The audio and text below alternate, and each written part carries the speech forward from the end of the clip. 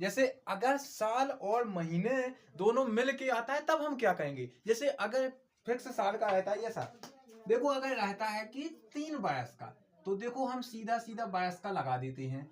5 बरस का कोई भी हो तो हम सीधा सीधा बरस का लगा देते हैं। लेकिन जब ऐसा हो जैसे कि कोई कहे 7 वर्ष प्लस में कितना, 2 महीने, 2 महीने ऐसे।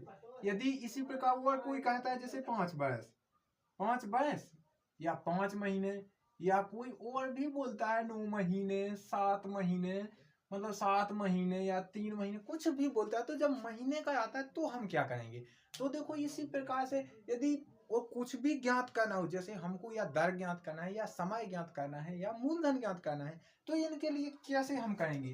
तो देखो हम इस प्रकार के सवालों को करने के लिए क्या कहते हैं। सो देखो जो सबसे पहले तो वहां लिखा होता है, जो दिया है उन्होंने प्रश्न में, हम वो लिखते हैं। तो देखो यहाँ दिया है 1600 का मतलब ये मूलधन है। तो यहाँ हम लिखेंगे मूलधन।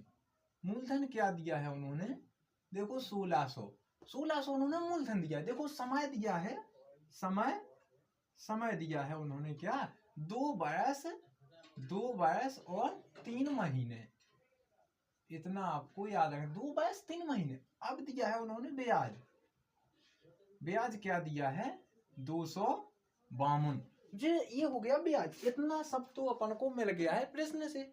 अब हमें क्या करना है, देखो हमें ज्ञात करना है क्या, दर ज्ञात करना है। हमें क्या करना है, ब्याज की दर हमको ज्ञात करना है। तो अब देखो हम क्या कहते हैं, ब्याज की दर ज्ञात करने के लिए, अब जब ये सब कुछ हमें मिल ही गया है तो बस हमें ब्याज की दर का सूत्र, दर में क्या क्या चाहिए। देखो हमें सबसे पहले तो समय चाहिए जो हमें हमारे पास है। देखो मूलधन चाहिए तो वो भी है, समय चाहिए या मतलब ब्याज, ब्याज चाहिए तो हमारे पास ब्याज भी है। अब थोड़ा सा ये मिस्टेक लग रहा है क्या, ये एक तो बता रहा है यहाँ जैसे 2 बरस बता रहा है और फिर 3 महीने बता रहा है। तो इसमें हमें क्या गड़बड़ दिखाई दे रहा है कि देखो या तो वो महीने महीने बोलता तो हम महीने का लगा देते, या वो बरस ही बरस बोलता तो हम बरस के हिसाब से चलते। लेकिन वो तो दोनों बोल रहा है, तो हम इसके लिए क्या कहेंगे।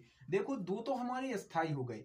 अब देखो जो 3 ये महीने हैं तो हम क्या करेंगे, 3 के बटे में 12 कर देंगे, क्योंकि 12 महीने की 1 बरस होता है। तो हम 3 के बटे में 12 कर देंगे। अब देखो इन दोनों को काट देंगे तो क्या बचेगा, 3 से काटेंगे 3 एकम 3 ती चौको 12। देखो 1/4 आ गया। तो इसे हम लिख सकते हैं 2 सही 1/4। देखो ऐसे सब यदि सवाल आते हैं तो इस प्रकार से हम इसे सॉल्व करेंगे। अब देखो यहाँ हम क्या लिख सकते हैं, 2 सही 1/4 और इसके बराबर में क्या हो गया, 4 दूनी 8 और 1 जुड़ गया सो 9/4। देखो इतनी बात आपको समझनी है। ये मतलब ये 2 बरस 3 महीने को क्या लिख सकते हैं, 9/4।